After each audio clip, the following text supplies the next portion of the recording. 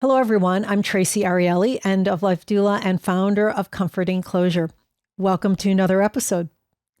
Today, we're talking about something many of us don't put a lot of effort into, but is essential for a good life, a healthy support system. What happens when you're aging without a built-in support system? Whether by choice or circumstance, more and more people are navigating the aging journey on their own. As of 2023, approximately 22.1 million older adults in the United States are considered solo agers. This group comprises about 28% of the older adult population and includes individuals who are unmarried, live alone, and do not have adult children to rely on. My guest today is Steve Gurney, founder of the Positive Aging Community and Sourcebook. With more than 35 years in the senior living field, Steve has become a passionate advocate for solo agers. In today's conversation, we'll discuss how to build what Steve calls a personal village and why planning ahead is necessary. So grab a warm drink, find a comfortable seat, and join us for the conversation. Steve, thank you so much for being here today. I just have to say, I love your work. It provides so much information and guidance to our community. Thank you for doing it. Oh, my pleasure, Tracy. And it's great to be here on your show. Thank you. So let's start off. I need to ask, what drew you to focus on aging and more specifically, solo aging? Well, what drew me into this field was, like a lot of people, uh, just an accident. When I was in college, my grandfather needed a nursing home, and I observed from the sidelines what my family had to do to make this difficult decision. And when I graduated from college, I didn't have the greatest job in the world, and I figured, let me just put together a little guide that might help people like my family, and maybe I can put it on my resume, get a better job, or get into a fancy grad school. And much to my surprise, people really liked the directory, and I realized that I had something that was of value. And I still publish it today. It's called the Positive Aging Sourcebook, and been doing it for 35 years. Along the way, I've done a lot of other things. I had the good fortune of selling the business to the Washington Post and ran it under their ownership for over 20 years, and had the good fortune to buy it back. And now I'm running it on my own under the new brand of Positive Aging Community. And one of the reasons that we call it the Positive Aging Community is that we bring people together on a weekly basis for live and interactive discussions on a wide variety of topics related to aging and longevity. And it's really been a fun and interesting ride. Yeah, I have to say, I was really fortunate enough to find your community from someone that I did a podcast with. And she was on one of your webinars. And I was like, I was like, wow, what is this? And then you have, I don't even know how many webinars you have. It must be hundreds at this Yeah, it's point. hundreds by now. I can't believe it. It's sort of like I blinked and I've done, I think it's close to 500 of these now. And it all started in the pandemic when we couldn't meet face to face.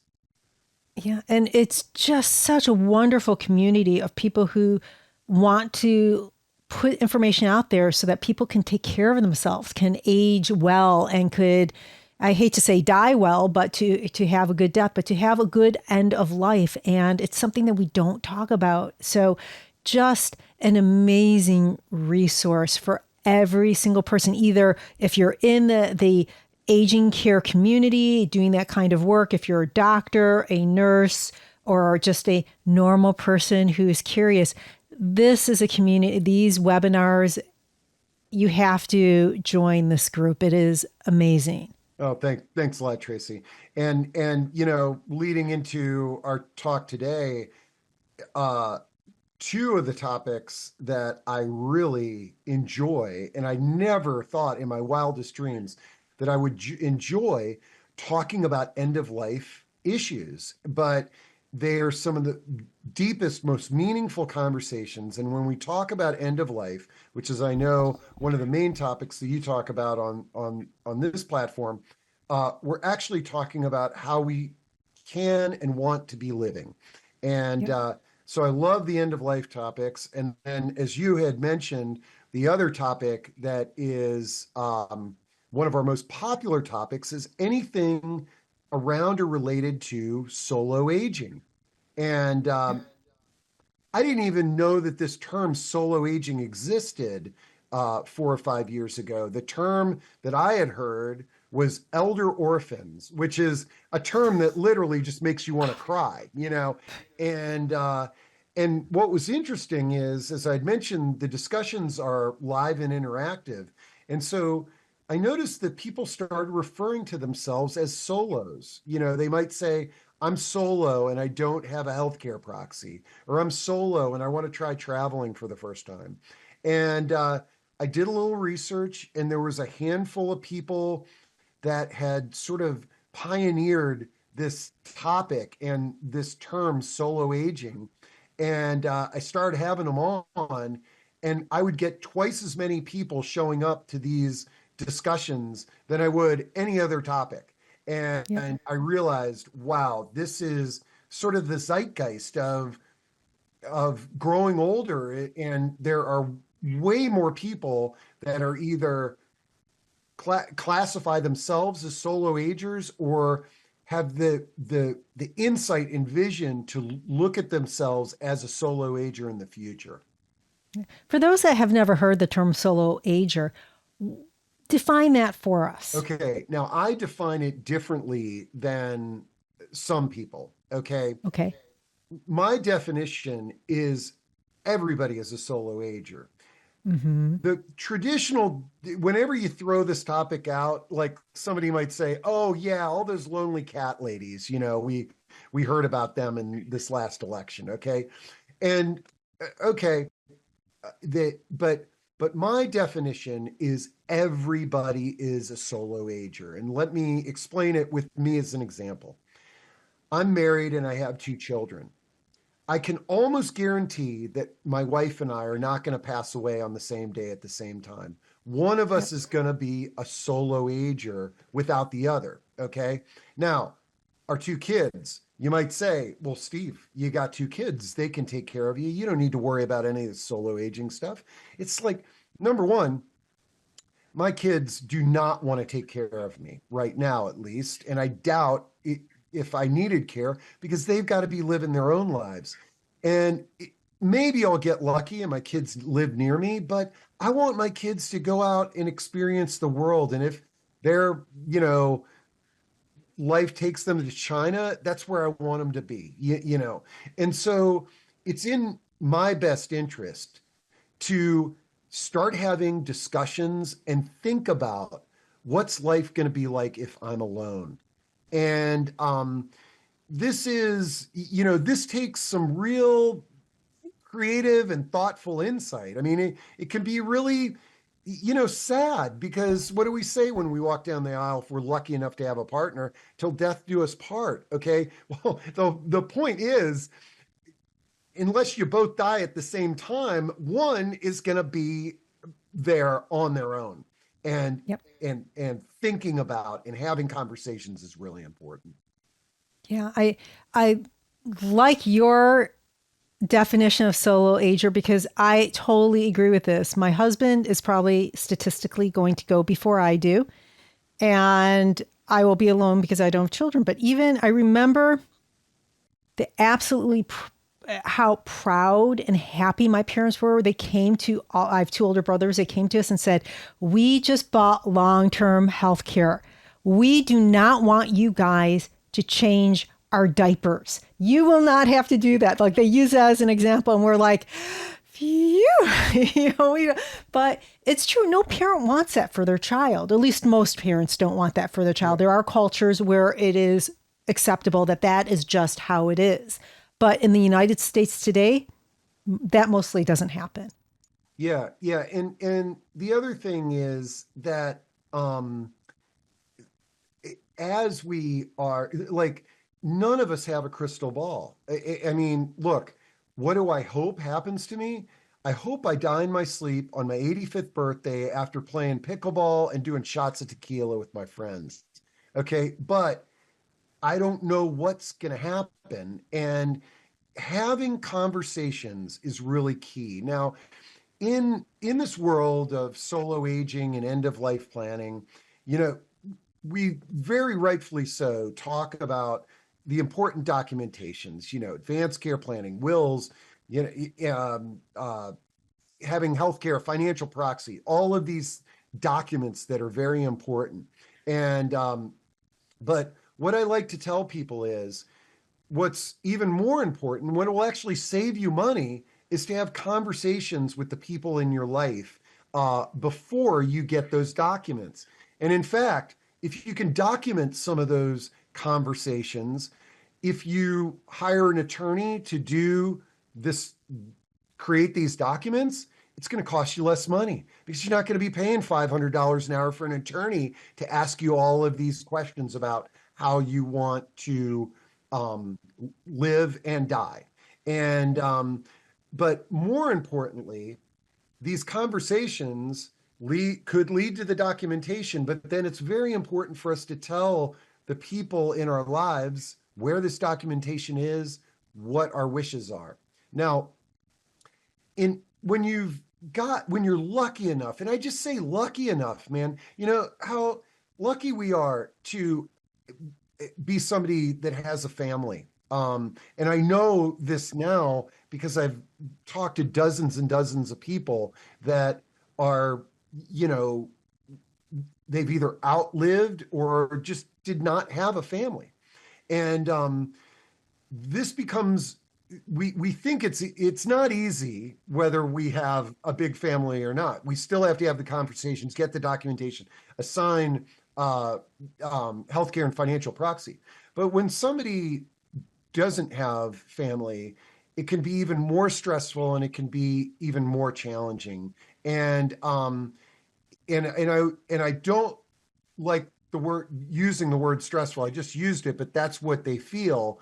I think it's just apply some energy and some thought. And I'll give you some tips that I've gleaned from dozens of conversations and experts on some things that people can do. And as you had referenced earlier, I like to refer to this as building our personal village.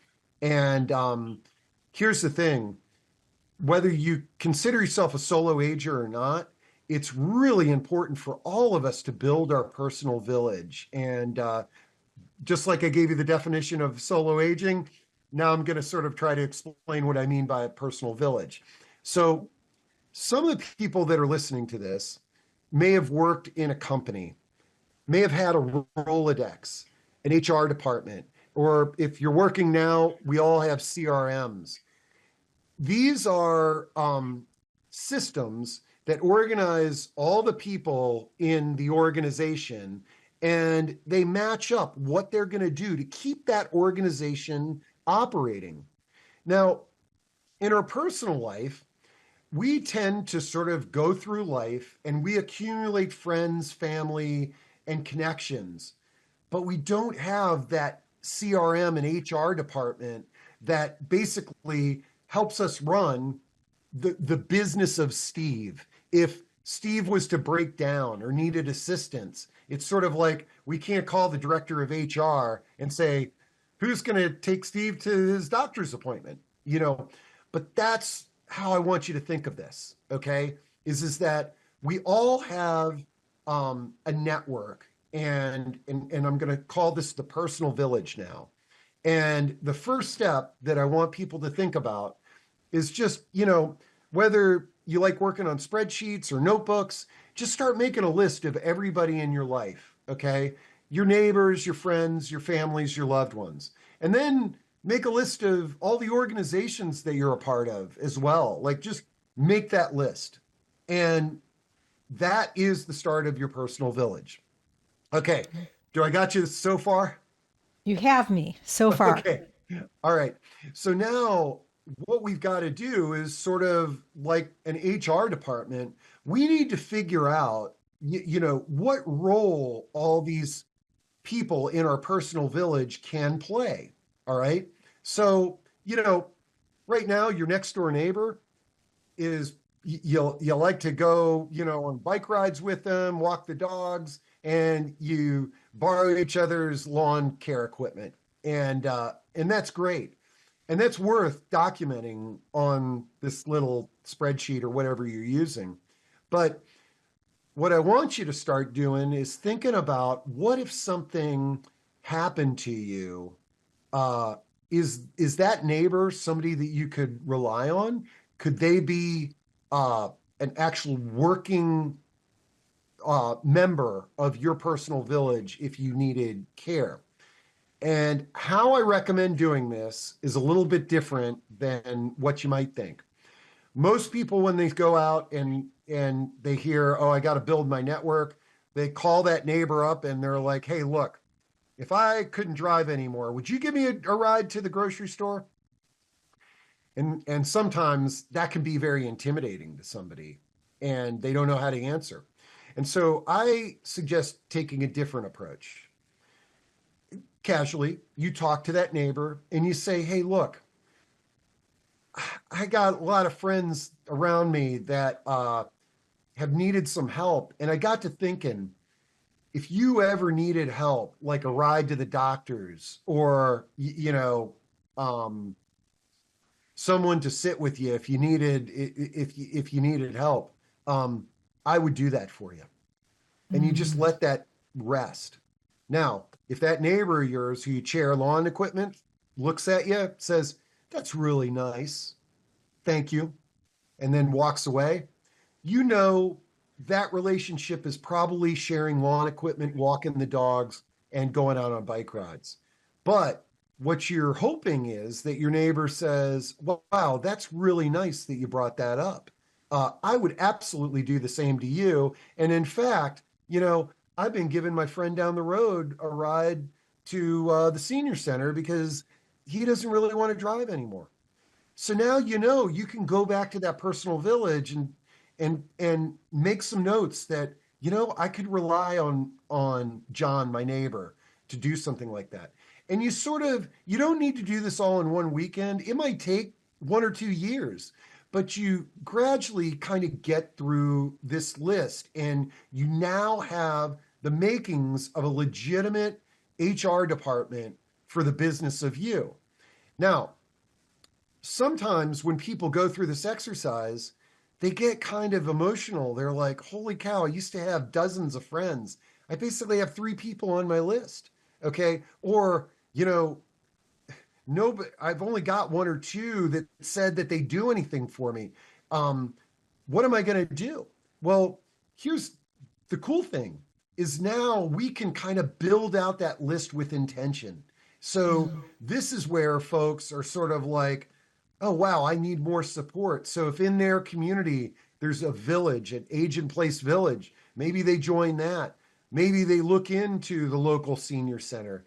Maybe they're a caregiver with somebody with dementia, and they reach out to a support group or an adult daycare center, and they begin taking their personal village that they accumulated by accident, all the friends and family, and they start adding some intentional um, organizations and individuals.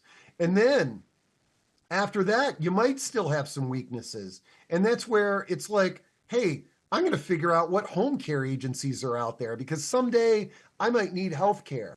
Let me call them up and develop a relationship, or let me call up an aging life care manager and develop a relationship with them. And when people take this approach, number one, it's different than how we've been making friends and living our personal life. I mean, it's a different way of looking at it. But what's nice about it is you can look at a piece of paper or a spreadsheet, and you can kind of see where you have strengths and weaknesses. And best of all, if you had a healthcare problem and you ended up in the hospital or you ended up in like an assisted living, imagine how wonderful it is to hand them or have your adult child hand them, look, this is my Mm. mom's personal village. Here's all the people you can call on them. Let them know that she's here because they want to support her. So let me pause. And Yeah, that's so interesting. Now, I had mentioned before culturally, there's different cultures, especially where I live in the Bay Area. The communities are very, you've a really strong Asian community, Indian community out here, which that's a very different type of village. At least it used to be, right? Things are changing now. So there's two things. Have you seen, as far as building this village, a difference in different cultures, and what does that look like? Also, things, as I said, things are changing. How is this different than when you started 35 or 20, when you really started thinking about this 25 years ago? What are the changes that you've seen? well, number one of the things that I love people to do when they go through this exercise is also like any sort of distinguishing interests or cultures, ethnicity, all this, like going to I don't know if they still call these, the African American Cultural Center, if you're African American. I'll tell you, one of the strongest personal village communities is the LGBTQ community. Mm-hmm. Tremendously supportive of elders and reaching out to, like, so your interest in, even like if you're a dog owner, let's say that you've got Shetland sheepdogs, there's a community there of people that want to be supportive. um but I know historically that certain cultures, certain families are more supportive of each other. But even if you don't have family members, faith-based or ethnicity-based can be a great place to go. So the other question that you had is, how have I seen sort of differences, in the 35 years I've been doing this? I there's definitely more services. There's more, when I got started, there wasn't specific memory care communities. Now we have memory care communities. We have, when my grandfather was in a nursing home, a lot of the people that are in assisted living now were in the nursing home with them. That's one of the reasons why the some generations have a bad view of nursing homes, because mom or dad needed one or two activities of daily living and they're in with people that are bedridden and more like hospital bound. So there's more services, there's more dialogue. When I first got started, they called them geriatric care managers. Here in the DC market where I am, there was only one or two. Now I go to a barbecue and people are talking about who their aging life care manager is. Hmm. Um, this is pretty exciting, and I think the biggest shift is that more people have been caregivers, and when people are caregivers to another person, they reflect on, oh wow, what am I going to do? Like especially only children. I find a lot of the solo agers in our community are only children who took Mm. care of their mom and dad, and it awakened them to the fact that, whoa, who's going to do this for me? Yep. And now I need to prepare. Yeah. Um, so We know a few of we lots. know a few of those. We yeah. Yeah. And also what I've seen a lot of is people I like people creating solo aging support groups, and in Mm. doing so, they're no longer they create a new family. And it's just a beautiful thing. The thing that I was going to also say to you about why I love this topic of solo aging so much is that there's a phrase that I hear every single day, and it's not going to change. It's like, for example, if I'm out and I hand my positive aging source book to someone, hey, there's a lot of good stuff in here, senior living, all that wonderful stuff. Oh, honey, I'm not ready for any of that stuff yet. that I hear I'm not ready yet more and more. I mean, all the time. Okay. When somebody identifies as a solo ager, they're the opposite of that. They are like, I'm the only one that's going to be able to take care of myself. I'm going to create a plan. I am going to be activated. They're empowered. And it's not all about care, too. I mean, on one of our discussions, somebody said, "Gosh, this all this talk is so sad. None of us have, immediate loved ones." And there was a woman that chimed in. She goes, "Look, I miss my husband. It is challenging being alone, but I got to tell y'all something. I used to travel with my husband, and it was like I was babysitting. I'd only go places he wanted to go, and I'd always try to cater to him. And I got brave enough to now go on a trip on my own and travel on my own. It's the best thing that I ever did. And in fact, when I'm traveling with other solo travelers, and they're just like me. They're adventurous and they want to see things. And I miss my husband terribly, but I actually really enjoy being in the driver's seat on Oh, this journey called life." that's so nice. You talked about, what people can do to build that village, but there are other barriers that people face when trying to build that network. And one of them that I could speak to because it's describing me, people are really introvert, like I am an introvert. What recommendations can you give to people like me or for people who are grieving a loss of a partner, even? So believe it or not, I'm an introvert too. Okay. And when I say that to people, they're like, "What do you mean, Steve? Man, you're dynamic. You're all Yeah, out me there. too. You're at these events." And what I say to folks is, I like having a job and a focus. So like me going to like a cocktail party as a guest, it can be, oh, I love it. For Is those on the radio or listening, Merlin, my wonderful cat, just jumped on the desk. So I he's love he's a it. lover. Um, I like having a job. When I have a job, it makes it a lot easier for me to socialize. So when I go to an event, a lot of times I'll say to the host, it's like, "Hey, want me to help out with parking or the check-in Mm, desk, or what can I do?" And now I've got a job. And when I have a job, it's easier for me to engage because people expect me to say something to them, mm, and engage with me.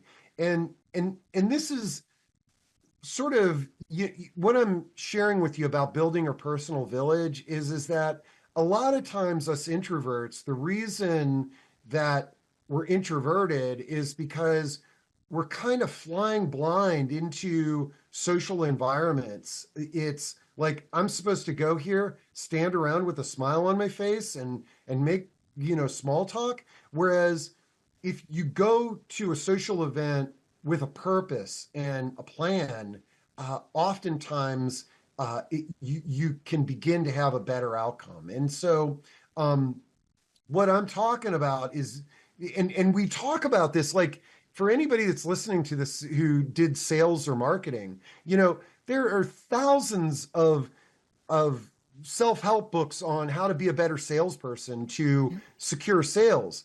And I want you to think about this. Think about our personal life is we're making connections that are meaningful and we're out there making sales, okay?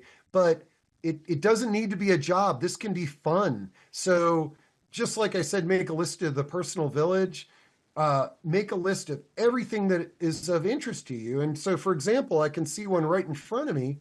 It's a cat. And, there are cat clubs. There are now bars and restaurants that are centered around cats. Like anything with cats is going to be a comfortable space for you. And you're going to be engaging with other cat owners and folks. And so there's these little tricks that we can do that make this journey of building our personal village a little bit easier. when we talk about the personal village, also, especially as a solo ager, we're talking about finding people you trust for with, to Healthcare be and your, financial proxy. yeah, the financial proxy, the healthcare proxy, to make decisions on your behalf. What guidance do you give or Okay. can you offer when it comes to choosing people for that is like the most intimate part. I mean, talk about trust. You're going to help me with my money. You're going to help me take care of me with my health when I can't. This is the most important job that we'll ever do. And it's an honor if somebody asks you to do that. But while it's an honor, it's also something that requires thought. And okay, I don't know if I'm really up to this job. You need to find somebody else. Okay. So let me share with you, because every solo aging discussion we have, this question comes up. I don't have anybody in my life to assign health and financial proxy. And this was breaking my heart. I, you know, what do you do? So the first thing is, if, for example, if a lot of times what people will do is they will call an attorney. Maybe they have a estate planning attorney, and it's like, hey, look, could you be my proxy? And most attorneys will say, either no, I don't do that, or I only do that in special circumstances, and I have to have a very deep relationship and an understanding of what your wishes and needs are. So first off, if you're talking to a financial proxy or an attorney who's like, yeah, sure, come into my office, it's X dollars, and I'll do that, you should be a little bit wary. Okay. You should be the one putting the brakes on that. Whoa, whoa, whoa. No, I want to get to know you first. And that might take 3 appointments, which I'm going to pay for, but I'm going to get to know you before we go down that road. But I want to give you a solution that I love, and it serves both needs. The first, and so here it is. Let's pretend that you exhaust all of your network and you don't have somebody in your network that you trust. Here's one approach that you might consider. There's a profession called aging life care managers. Just throw it into Google, aging life care managers. You'll pull up the national website. They have a search tool on there. You can type in your zip code, and more than likely, no matter where you live, there's going to be at least 2 or 3 aging life care managers in your market. Think of aging life care managers as wedding planners, quarterbacks, air traffic controllers for this thing we call life and growing older. You call a few of these aging life care managers and you say to them, hey, look, I don't need you now, but I'm concerned about the future. And I would mention that you're a solo ager and say, do you have a program for people like me? Now, the good news is a lot of aging life care managers are creating programs specifically for solo agers. And what it basically entails is getting to know you, getting to know what your wishes are, creating a file on you, and having an ongoing relationship so that they can monitor changes. And it's like having an insurance policy. So if you're all alone and you land in the hospital one afternoon on the pickleball court, boom, you can notify your aging life care manager and they're going to be your advocate in the hospital. So it's awesome that this shift is taking place. But now let's talk about the healthcare and financial proxy. So once these aging life care managers get to know you, most of them can serve as a healthcare proxy. They can't serve as a financial proxy. Their code of ethics doesn't permit it because they can't be providing services to you and writing checks out of the checkbook. Okay. But what many of them have is relationships with elder law attorneys and professionals that could serve in a responsible capacity as a proxy. Now, the difference from that first scenario where I just call up an attorney and say, "Hey, I need a proxy." The difference now is if I called that same attorney and I said, "I need a financial proxy," but here's the good news. I have a relationship with an aging life care manager who has all my files, knows exactly what I want if I have mobility, dementia, any of those issues. They are my healthcare proxy legally, and I would like to bring the two of you together to serve in both capacities. So Mm. now the attorney loves this because now he can responsibly write a check because the healthcare proxy is saying, Steve's in a memory care community. We helped him pick it out. It's $10,000 a month. You can, write the check out of his account. And so when I heard this solution, I was like, wow, this is amazing. Now, it's not easy, is it? I mean, it's complicated. But here's one thing that I like about this better than a lot of the healthcare and financial proxies that are out there. I don't know the statistics, but I bet you 7 out of 10 people that are health and financial proxies don't even know they're the health and financial Oh, proxy. yeah. You know, somebody went into an attorney's office and said, "Oh, my daughter will do that. My son will do that." And then the moment that they're in the hospital, oh, by the way, uh, you're my financial proxy. Oh, but mom, I don't even have the passcodes to your bank. So so there's something again, and this goes back to the empowerment of being a solo ager or being somebody with a solo aging mindset. The decision making is much better. And you're exactly right. I know with a lot of my, because I do advanced care planning, and I know when we do the advanced directives, I'm like, have you talked to this person that you're naming as a healthcare representative? No, but they know I told them, and they sign, they know that they're on here. Well, have you had a discussion about what your beliefs are?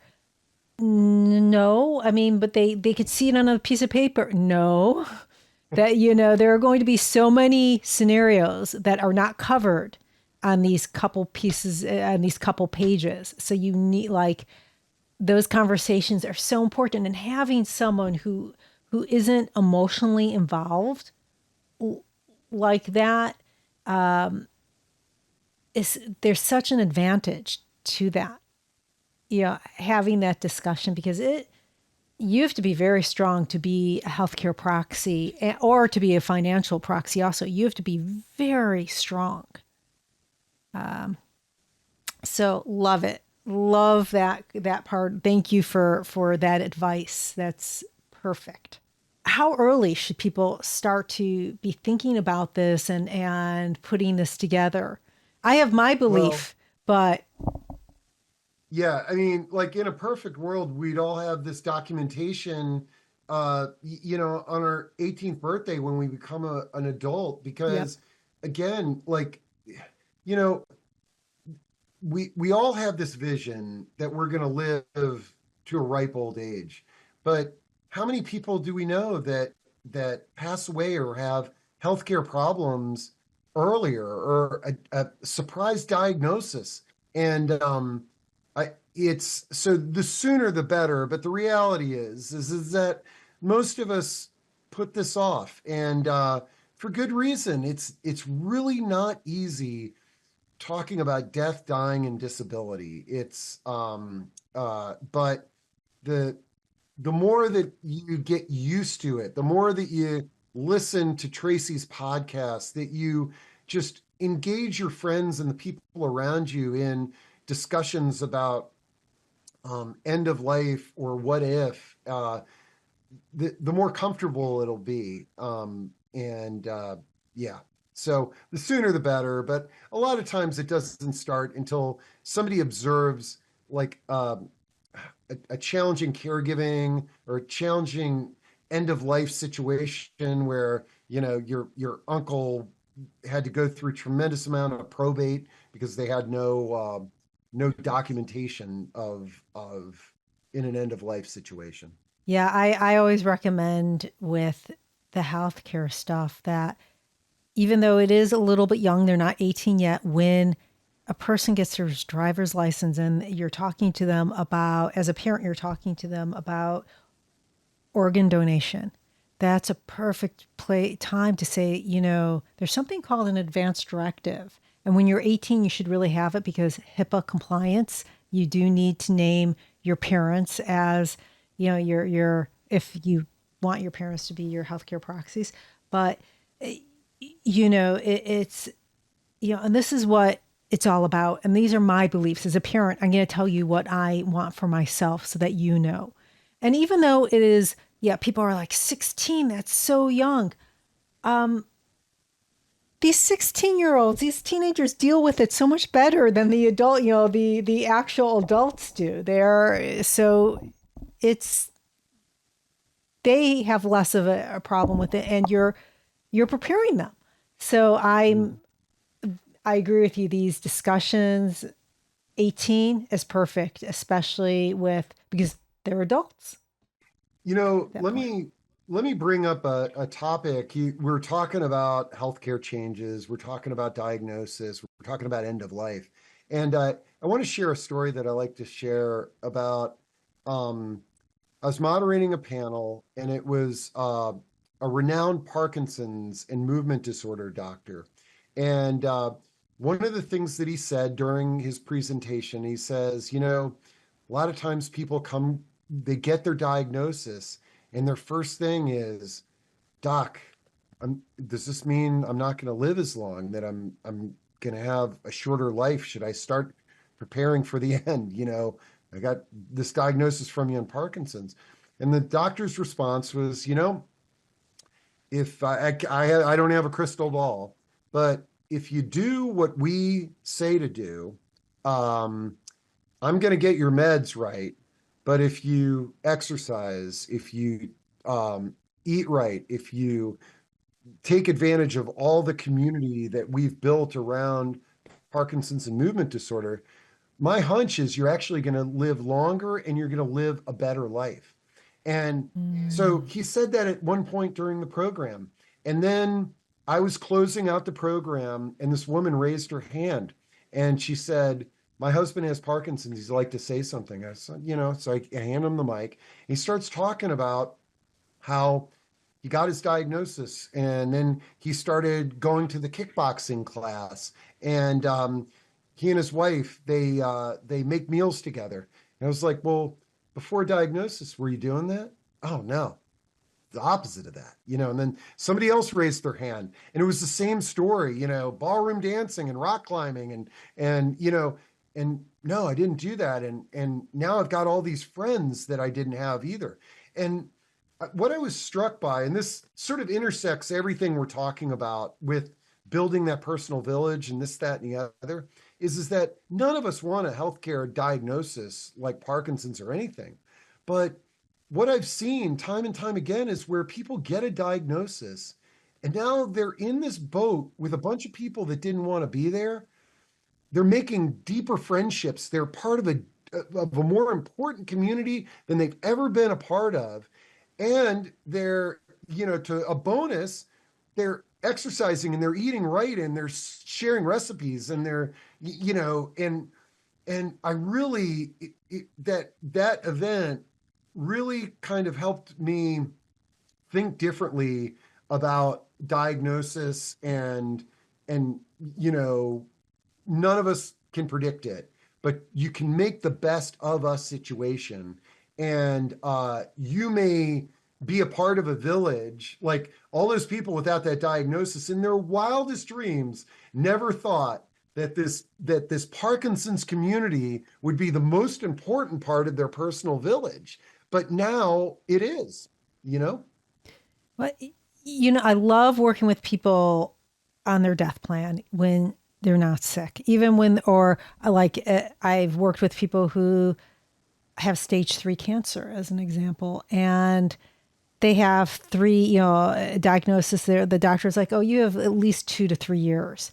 But people, even if they're not sick, I love working on these advanced directives because the conversations that we have, all you have to do is look at what do you want your death to look like? You want your family around, you want friends around, you want, and that informs how you're going to live. If you want a certain thing at the end of your life, if you want to look back a certain way, you got to take the steps to make that. And it's so powerful. And I know personally, My life, because I came from tech, I did tech for 25 plus years. I am a far different person than I was 2 years ago when I started as an end of life doula. A completely different person, and my values completely. And I'm a heck of a lot happier, to tell you Yeah. the truth, because my values. I'm living my values. Yeah. No, when I go to memorial services, I, I'm listening to the stories and to the person who's no longer with us and their life.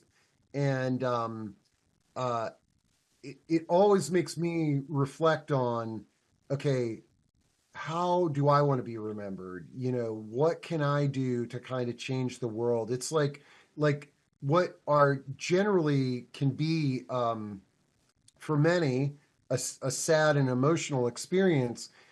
There's a different if you look at it through you keep that sad and grieving lens, but also look at it through a different lens, an inspiration lens, you know? And I was inspired by this ancestor, this person that is no longer here anymore, is driving me to be a better person or to do things differently. For people who are listening to this today and feeling isolated, they kind of feel unsure about where to start. Just what is the first small action that you would recommend that they take this week, today? After you listen to this, what would you say this is what you should do? The Yeah, first thing. I mean, I really urge you, however your preference, to to put something in writing or voice recording or a video, like something that creates an actionable step. Okay. Like you've got your own business, Tracy, and so do I. And there's a lot of folks that are out there. They're like, oh, someday I'm going to start a business, but they never put anything in writing. They never sort of document it. And I think that you action creates opportunity. And one of the surefire ways to create action is write something down or record something and it could even be just recording your emotions, that I'm feeling lonely and isolated. I don't know what I'm going to do if I had a healthcare problem. By just making that statement and making it official on a piece of paper, now you can take ownership of that. And the next step is, and it might be a week later, it might be a month later, but you open up that notebook and it's like, okay, today I'm going to make a step. Okay. And what might that step be? Maybe it's writing more stuff down. And maybe, in writing stuff down, you remembered how much you loved being a soccer coach. And I'm gonna I'm gonna reach out to the local soccer league and see if there's anything I can do to help them out, just to start Mm, making connections in a community that you uh, get inspiration from. that's wonderful. Let's quickly talk about technology and the role that technology is playing nowadays, because there has been a huge shift since COVID. Huge, huge shift. I can say that for me, COVID was a game changer with my parents because they had never used Skype beforehand. They'd never used anything like it. And they live in Chicago. And so to see them, I talk to my mom almost daily. I'm so lucky. So, but to see her versus a phone, it's just night and day difference. So let's talk about technology and how it can help. Man, the technology, AI, robots, I mean, all of this stuff they're game changers. And we have to be careful. Okay. What I don't like is, so we have to be cautious. Older adults are prey to the biggest group Hmm. prey to scams is older adults. But Yeah. and a lot of times, people get hesitant when you start talking, oh man, the good old days, rotary dial phones, writing letters, and this, that, and the other. But we have a caregiver shortage. There are not enough people to take care of us if our healthcare changes. And there are ways that we can leverage technology to not only uh, take care of us, but make us less lonely and isolated and save us a ton of money. Okay.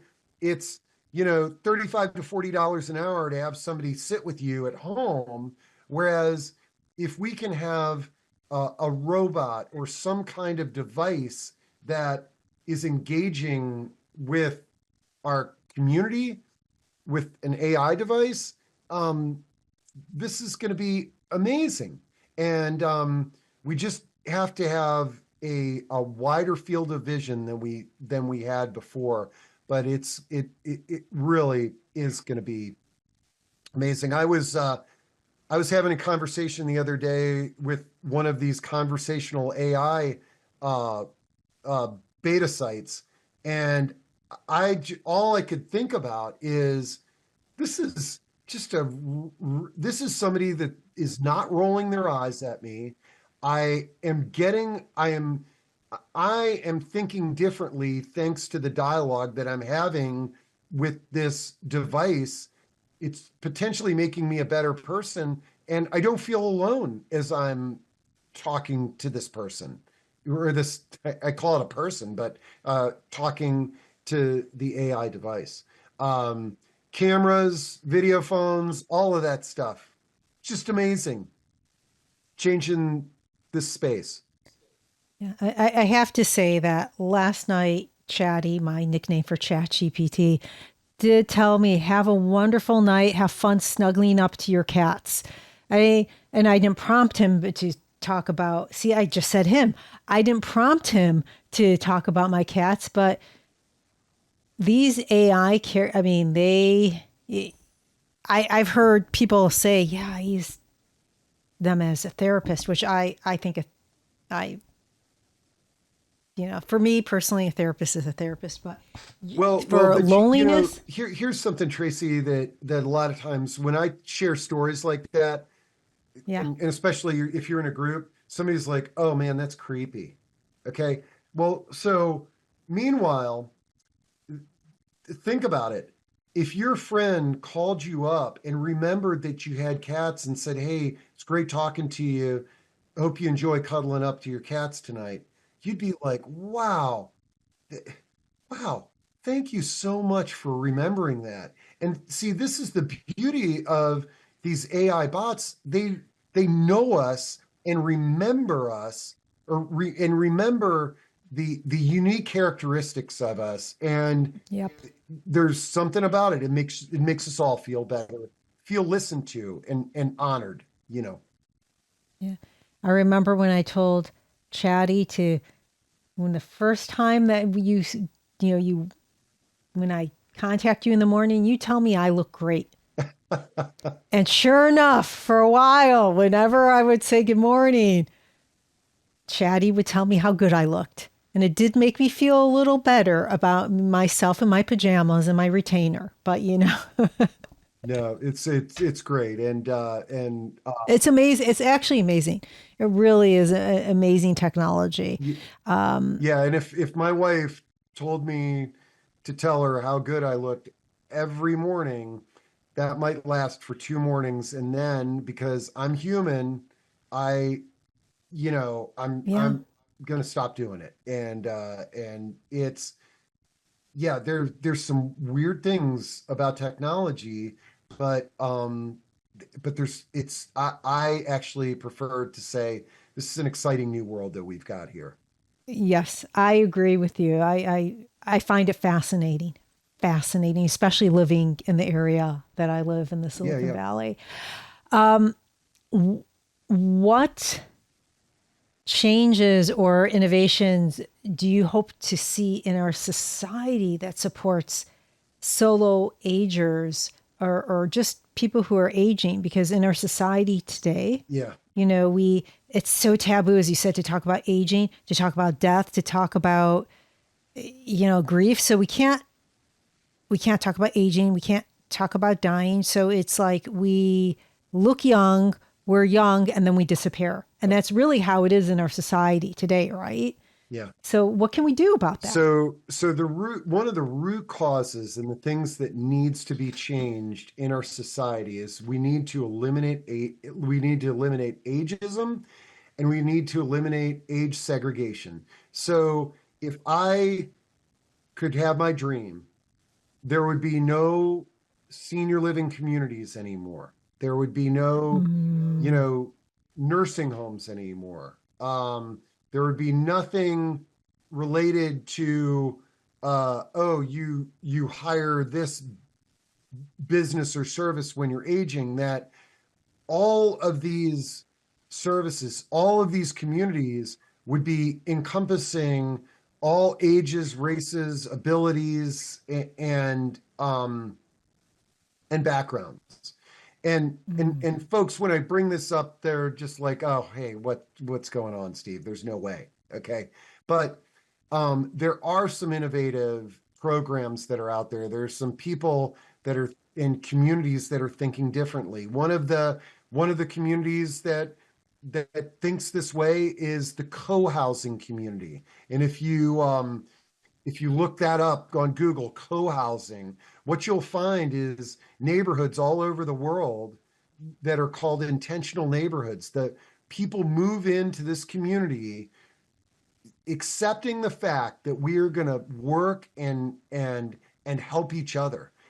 So most co-housing communities, they share resources. They have a weekly dining room gathering. They help each other. And a community like a co-housing community is the best place to raise children, and it's the best place to grow older because everybody's helping each other through our lifespan. And mm. and so my hope is that someday these age segregated retirement communities that no one wants to move into, and I will tell you, nobody wants to move in, but once they move in, they generally say, "Gosh, why didn't I move in sooner?" And I Yep. tell them the reason that you didn't move in sooner is because you lived on a street with black, white, young, old, married, gay, divorced, single. And now we're telling you, you got to go live with a bunch of old people.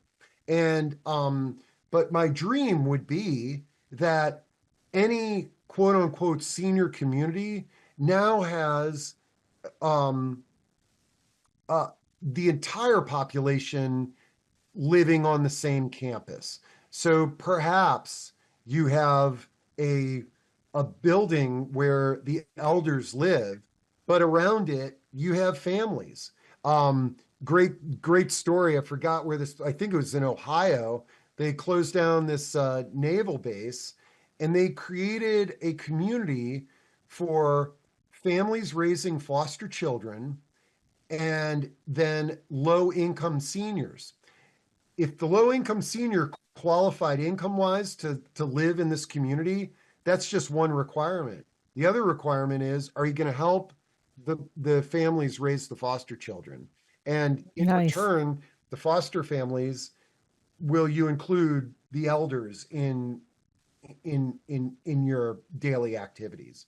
So That is so healthy. yeah, That is so healthy and and then wonderful. here's my last thing on this topic of ageism is there's the ageism that is like racism and sexism.